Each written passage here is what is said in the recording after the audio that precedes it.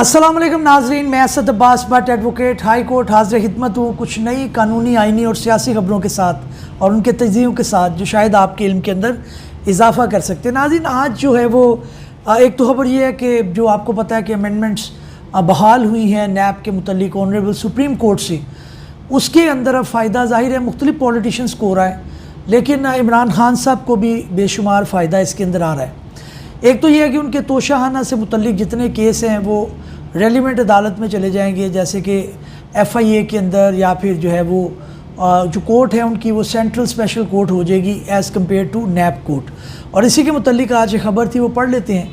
कौमी एहतसाब ब्यूरो ने बानी पाकिस्तान तहरीक इंसाफ और उनकी अहलिया बुशरा बीबी के ख़िलाफ़ नया तोशाखाना केस एहतसाब अदालत से मुंतकिल कर दिया गया। नैब से इस्तदा पर एहतसाब अदालत ने तोशाखाना का नया रेफरेंस स्पेशल जज सेंट्रल को मुंतकिल कर दिया। कौमी एहतसाब ब्यूरो प्रोसिक्यूटर का कहना है कि नैब तरमीम की बहाली के बाद नया तोशाखाना रेफरेंस नैब के दायरा इख्तियार से निकल चुका है।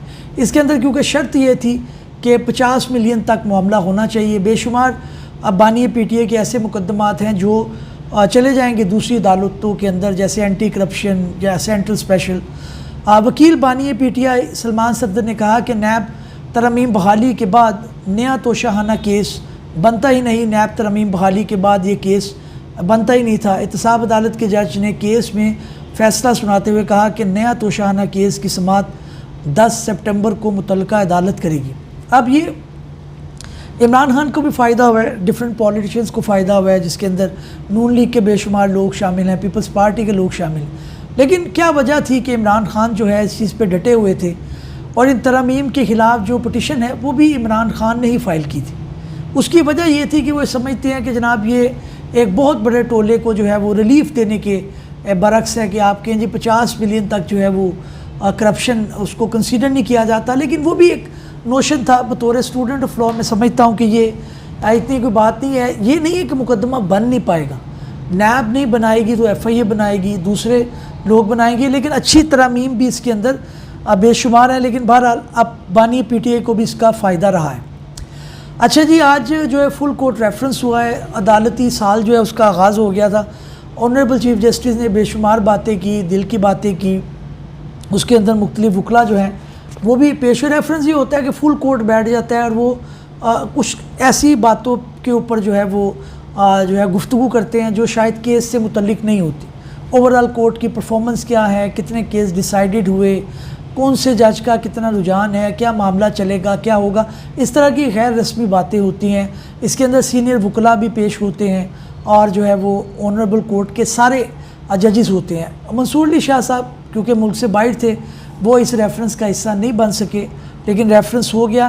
चीफ जस्टिस ने जो बात कही, उन्होंने एक तो बात उन्होंने ये कही कि हर जज का एक रुझान होता है और उससे प्रोसिक्यूशन या मुख्तलिफ जो फ्री कैन हैं उनको ये आइडिया हो जाता है कि जनाब आप ये जो जज साहब के पास केस लगा है इनका क्या रुझान है। अब वो क्लाइंट की किस्मत है कि किसके पास क्या लग गया, और ये भी एक जो है वो इंटरनेशनल फिनोमिना है, उन्होंने ये कहा। इससे मैं थोड़ा सा डिसएग्री करता हूँ। वजह ये है कि जब आप एक किसी केस लॉ के बारे में या लॉ पॉइंट के बारे में एक डायरेक्शन अडॉप्ट कर लेते हैं तो फिर ये नहीं होना चाहिए कि जनाब इसके अंदर फ़लाँ जज के पास लगेगा तो उसका ये फ़ैसला देगा, फ़लाँ के पास लगेगा तो उसका ये देगा। ओवरऑल कोर्ट के अंदर यूनैनिमिटी आना, इसके ऊपर कोई काम नहीं होता।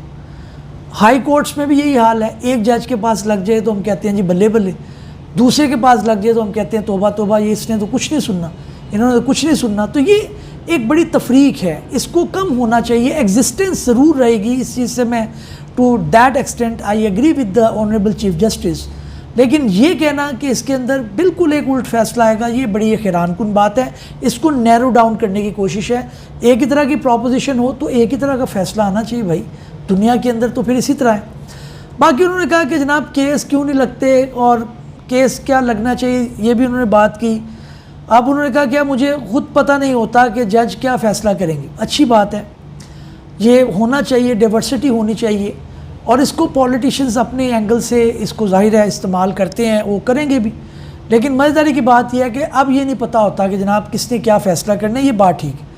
अच्छा, सुप्रीम कोर्ट को ऑफिशियल हट लिखे, मैं जवाब दूंगा। انہوں نے کہا کہ سپریم کورٹ کو آفیشیل خط لکھیں، میں جواب دوں گا. لیکن مزیداری کی بات یہ ہے کہ کئی جو ہیں خطوط ان کا جواب نہیں بھی آتا، لوگوں کے مسنگ پرسن کے کیس ہیں وہ نہیں لگتے.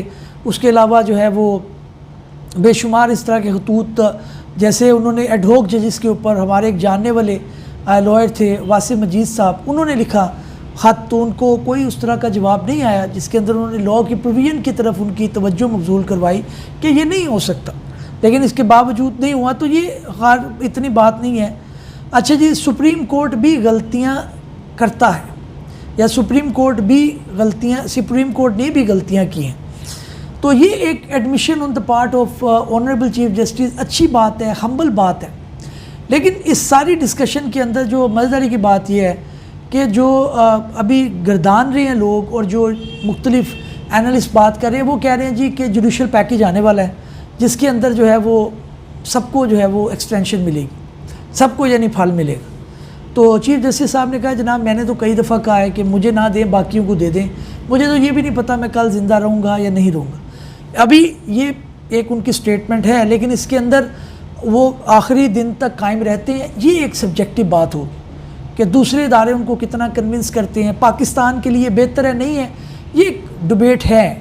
لیکن وہ اس کو ایکسیپٹ کرتے ہیں نہیں کرتے، اس چیز پہ میں تبصرہ کروں گا آخری دن، کیونکہ مجھے پتہ ہے کہ آخری دن سے پہلے تبدیلی ہو سکتی ہے. میں یہ نہیں کہہ رہا کہ آنریبل چیف جسٹس جو ہے وہ غلط بیانی کر رہے ہیں یا اس کے اندر جو ہے وہ غلط بات کہہ رہے ہیں، ہو سکتا ہے وہ صحیح بات کہہ رہے ہوں، بٹ پریکٹیکلی اسپیکنگ آخری دن یہ دیکھا جائے گا کہ کیا ہوگا. پھر انہوں نے یہ بھی کہا کہ جناب 6 ججز نے جو خط لکھ رہے ہیں، صحافی نے سوال پوچھا کہ وہ نہیں لگ رہا. انہوں نے کہا جی یہ تو پھر رجسٹرار کا کام ہے کہ کون سا مقدمہ لگے، اور پھر کمیٹی ہے، آپ کو پتہ ہے پریکٹس اینڈ پروسیجر رول کے تحت جو ڈیسائیڈ کرتی ہے کہ کون سا مقدمہ کب لگے گا.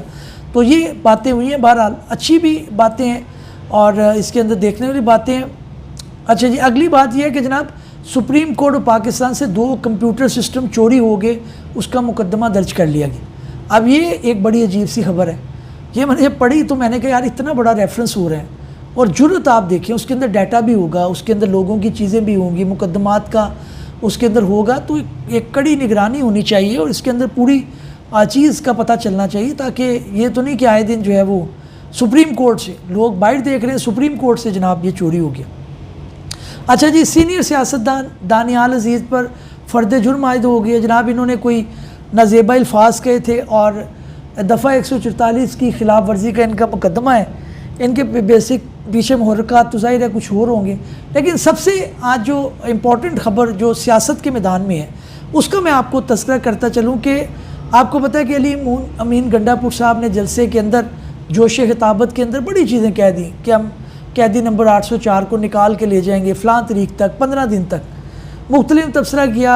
جو ہے وہ وہاب صاحبہ جو ہیں، کیا نام ہے ان کا، جو مسلم لیگ نون کی ہیں، انہوں نے یہ کہا کہ میں آپ کو 15 نہیں، میں عظمہ بخاری صاحبہ، انہوں نے کہا کہ میں 15 نہیں آپ کو 20 دن دیتی ہوں یا 25 دیتی ہوں.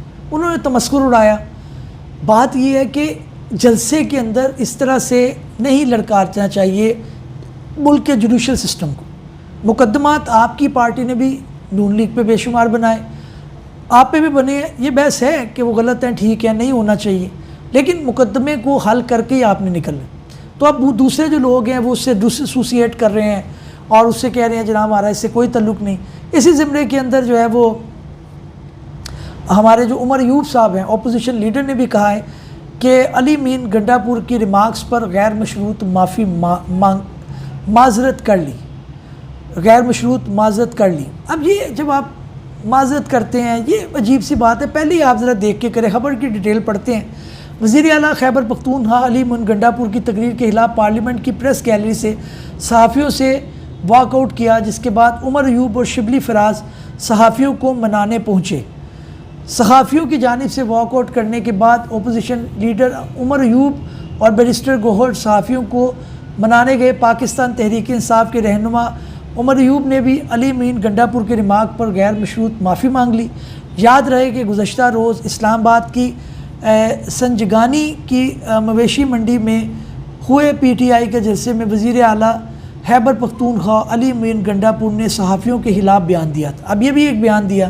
پی ٹی آئی کے جلسے سے خطاب کرتے ہوئے علی امین گنڈا پور نے کہا تھا کہ عوام ان صحافیوں کو پہچانے جو قلم بیچ رہے ہیں. یہ نہیں کرنا چاہیے. ہر صحافی اپنا کام کر رہے ہیں, جتنا بیچارہ وہ برداشت کر سکتا ہے, جتنی وہ تنگ دستی برداشت کر رہا ہے, جو اس کو ٹھیک لگتا ہے. مجھے پی ٹی آئی بے شمار جگہ پہ غلط لگتی ہے, عمران خان صاحب مجھے لگتا ہے یہاں پہ غلط ہیں, بے شمار جگہوں پہ ٹھیک لگتے ہیں. تو جہاں پہ ٹھیک لگیں گے ٹھیک کہیں گے, جہاں پہ غلط لگیں گے غلط کہیں گے, تو یہ نہیں ہونا چاہیے. لیکن بہرحال یہ بات ایک آ گئی ہے. مقبوضہ کشمیر کے اندر بھارتی جوان فوج کی دہشت گردی 2 جوان شہید ہو گئے ہیں جناب. یہ بڑی امپورٹنٹ ایک خبر ہے. یہ لوگ جو ملک کے لیے خون دے رہے ہیں, ان کی فیملیاں, ان کو جتنا سلوٹ کیا جائے کم ہے.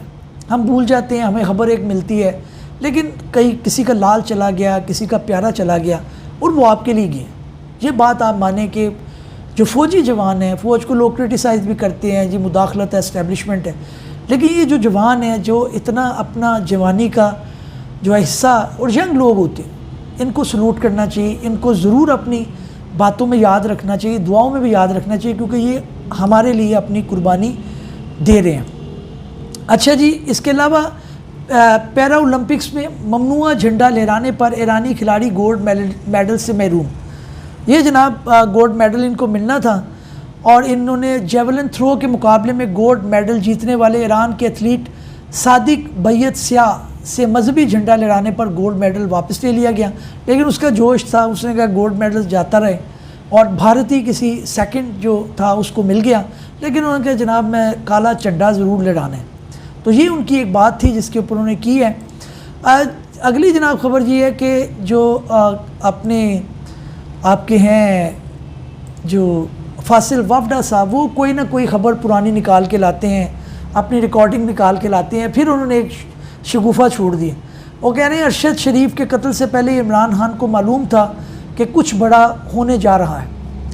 اب یہ جب آپ سیاست کے اندر ہیں, یہ ایسٹیمیٹ ہوتا ہے. مجھے نہیں پتہ اس چیز کی انکوائری ہوگی, اس کے اندر ڈیٹیل نکلے گی, لیکن میں صرف فیصل وافدہ صاحب کی یہ چیز دیکھتا ہوں کہ یار صرف آپ یہ کہ آپ کو خبروں میں ہو کوئی نہ کوئی شگوفہ آپ چھوڑ دیتے ہیں لا کے. اس کا بھائی جب آپ سینس کی بات کرتے ہیں نا, بڑا اچھا لگتا ہے. آپ کپڑا, روٹی, مکان, غریب کی بات کریں, آپ کہیں کہ پولیٹیشین غلط ہیں, لیکن اس طرح کے شگوفے چھوڑنے کہ آپ لائم لائٹ میں آ جائیں, آپ کے 10 انٹرویو مزید چل جائیں, بڑے آئے بڑے گئے. آج ان کے نام بھی یاد نہیں ہے, جو کسی زمانے میں صرف یہی کرتے رہے کہ میں جی. اور بھائی آپ عمران خان کے ساتھ تھے, آپ کو پتہ ہوگا, پھر آپ کو بھی پتہ ہوگا کہ کیا ہونے والا ہے.